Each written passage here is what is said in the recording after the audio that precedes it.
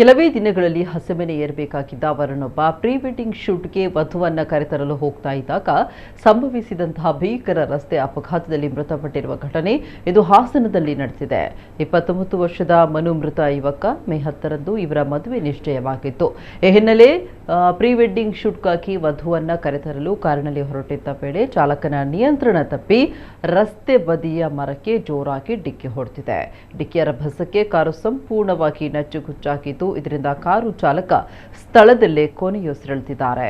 ಇನ್ನು ಮಗನನ್ನ ಕಳೆದುಕೊಂಡ ಪೋಷಕರ ಆಕ್ರಂದನ ಮುಗಿಲು ಮುಟ್ಟಿದ್ದು, ಮದುವೆ ಸಂಭ್ರಮದಲ್ಲಿದ್ದ ಮನೆಯಲ್ಲಿ ದುಃಖದ ವಾತಾವರಣ ಮಡುಗಟ್ಟಿದೆ.